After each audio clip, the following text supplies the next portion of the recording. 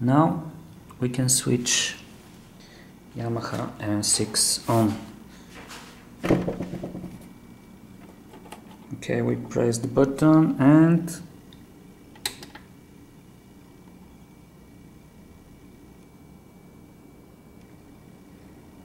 now take a look here. Okay, so if you don't have a memory stick into the keyboard, you can start playing from the first second that you switched on, but when you have, you must first wait for this to say connect. As you can see, it says it connects pretty fast, so it's not a problem. Right now this is the main screen of Yamaha MM6 and you can see different things, but more on this later. So first let's say a few things about the screen. It's very basic, as I said, and it's very easy to navigate here. So we have several blocks on the screen, and so here we have the USB status. So when we are connected here it will say connect. We have few settings here. This is the main part of the screen that you will be looking at, and we have three little blocks below. So first, this is lit, so this is the currently selected main instrument, the main voice, as you can see here. When we have the dual enabled, this will show the instrument which is set as the dual voice, which is the layer. I said that MM6 can have up to two voices on a key, so this is dual layer instrument, and this enables the dual mode. So when I press this, and it shows the voice selected for the dual instrument. And when we want to change the voice for the dual instrument, we just keep this pressed for several seconds and we have this. So to show it again,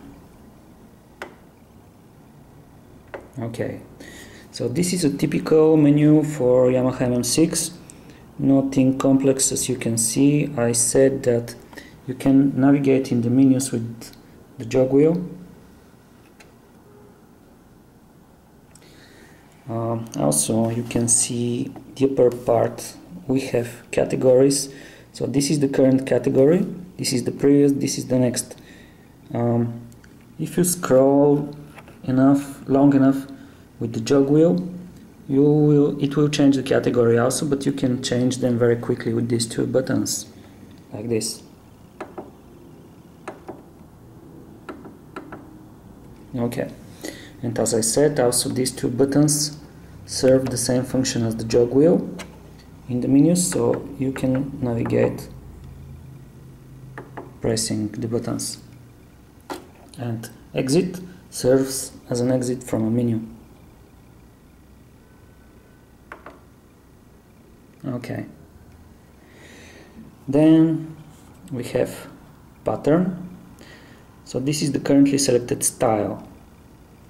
I said that on MM6 the styles are called patterns, and you select a pattern using this key.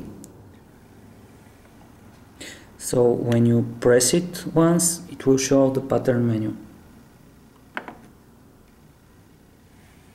Here you have also the patterns in categories, so think these are the style categories.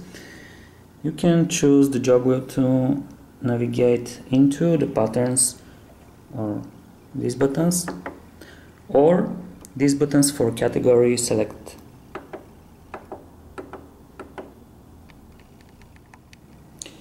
Then we have the transpose and octave values here. So this is when we transpose the keyboard or the song, it will show values different than 0.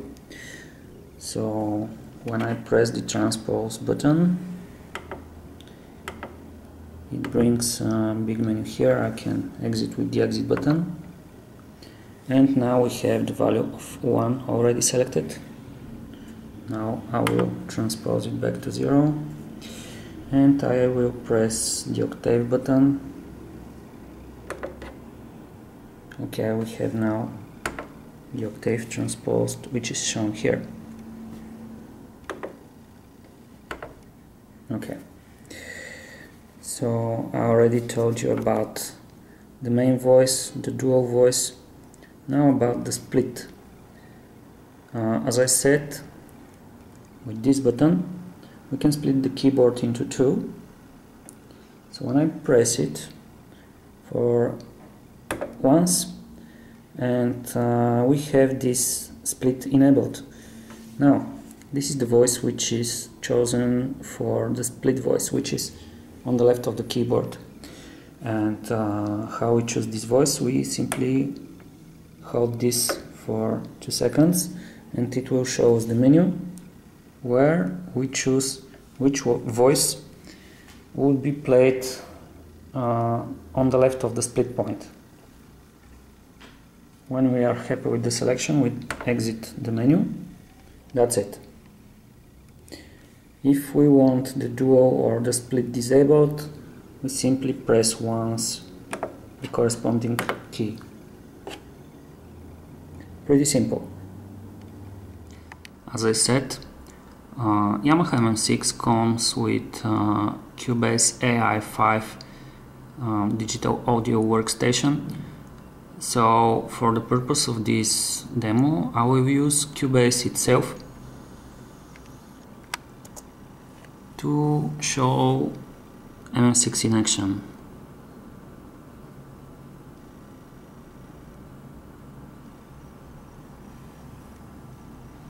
Okay, we have the main screen of Cubase.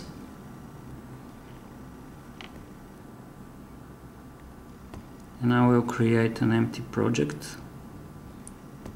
So all sounds that you will hear in this video, which are coming from MM6, I will create using Cubase itself. Now Cubase is ready for recording, and my recording setup is that the output from MM6 comes into this Behringer mixer, and then the output of the mixer comes straight into this audio interface, and finally through the USB cable into the Cubase. Why I do it this way? Well, this is the usual way I do it.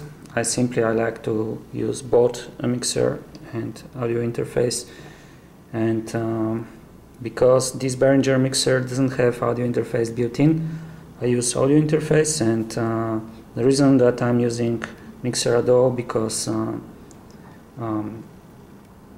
the mixer have nice preamps and also some effects, and usually I'm using this into my music when I do music. Currently the effects are switched off, so what you will hear would be the dry sound of MM6. Of course, the voices that I will play may sound like with echo or with a reverb or a little delay. This is because the voices of MM6 are set with such effects. So MM6 have a few effects and digital sound processor built in, and some of the voices are set to use the reverberation by default, or some of the other effects. Okay, we are ready for sound demo. So right now I will turn the volumes and I will turn Cubase to record, and we can continue talking. Okay, finally we are set. As you can see on the screen, Cubase is recording sound from the MM6.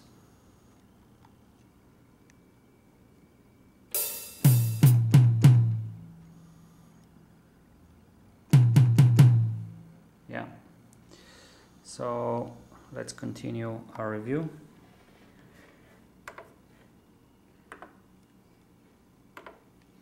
Okay, this is the default voice when you switch on the MM6. Is the power grand piano.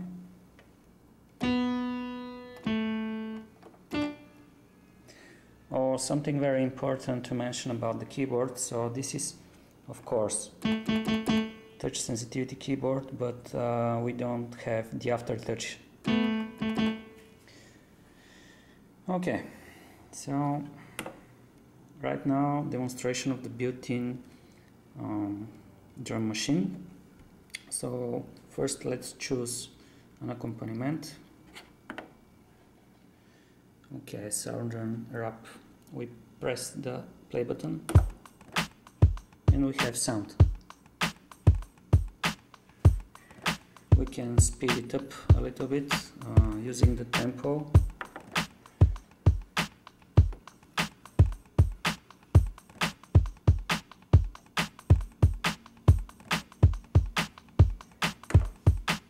Cool.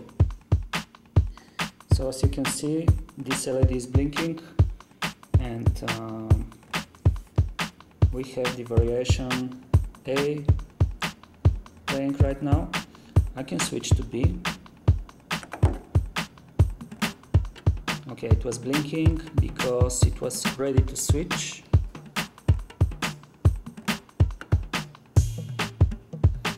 As you can hear, the variations are switching without a fill.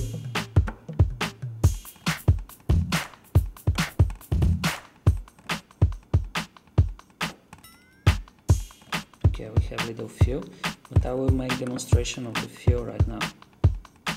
So first without the fill.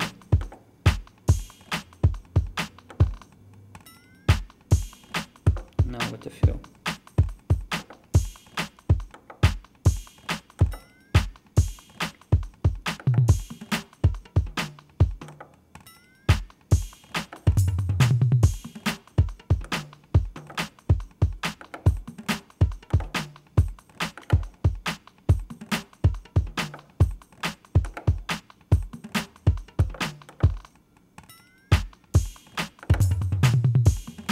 Okay, that is pretty obvious. Now let's demonstrate the finger, which is one of my favorite functions because I'm not a piano player. Right now, when I press a key or a chord,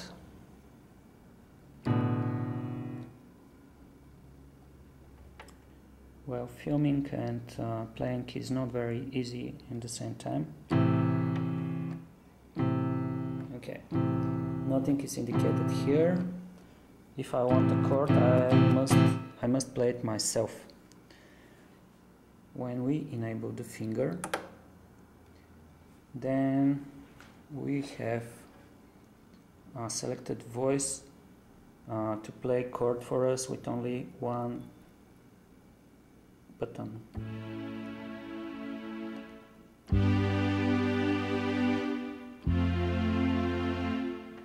And by the way, MM6 can tell us which chord we play.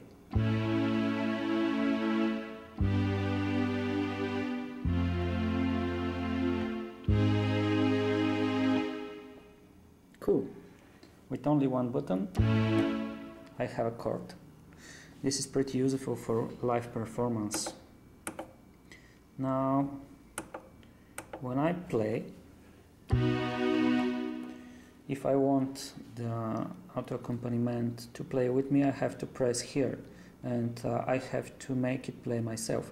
What if I want to start automatically? Then I enable this button. As you can see, this starts blinking, and with the press of one key we have both the chord because the finger is enabled and both the patterns start playing.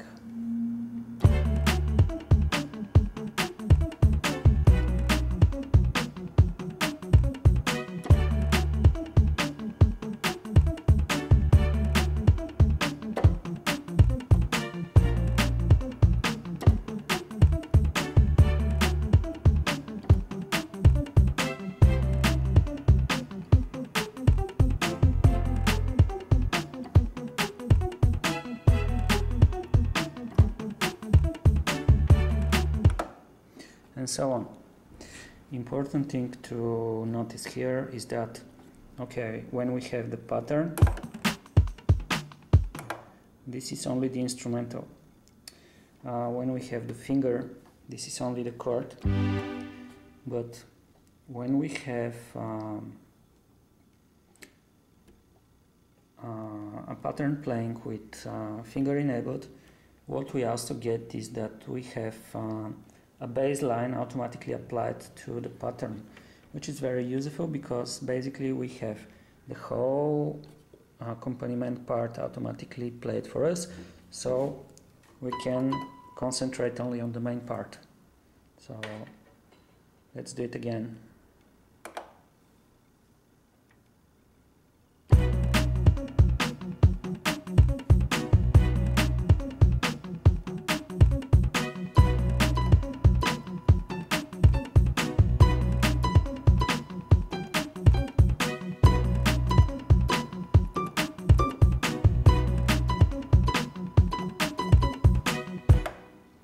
Okay, that was something basic that I tried to use to illustrate what's going on. And we can continue. Now, the only thing that I didn't figure out how to do is, and I don't know if it's possible, as you can see right now this is highlighted. I want to know if it's possible, without going to different menus, to navigate into the different parts only in this screen. I don't want to change the screen. Basically, if from here I can highlight this directly, because when I turn the jog dial I change the currently highlighted thing. Anyway, so let's turn off the finger and we can continue. As I said, there are other useful functions here. Now, I said about the transpose function, and I will demonstrate. So I will switch to user song number 5. This is these are songs which are recorded into the onboard memory, and this is a song that I recently created, a cover of the ABC song, and this is how it sounds.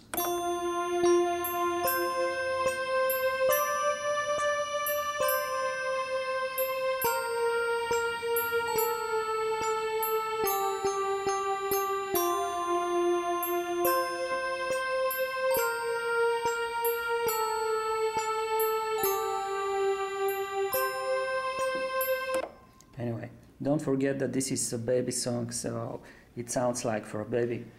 Now I will make a demonstration of real-time transposition of the song. So this is a song that it's recorded on the onboard memory, but it could be any MIDI file recorded into the USB stick. Let's play the song and let's transpose it in real time. So 0 is the original setting of the song.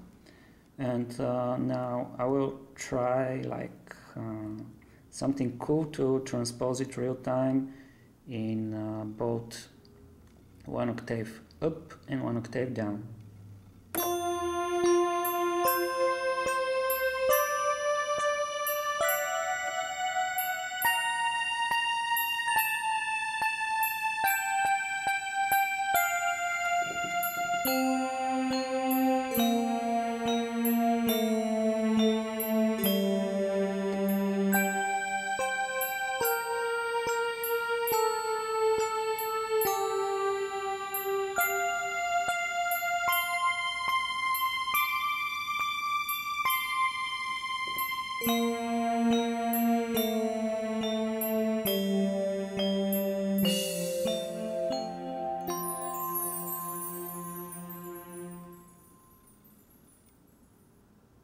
Okay, cool.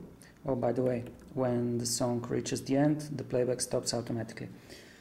So what you just witnessed was real-time transposition of a song.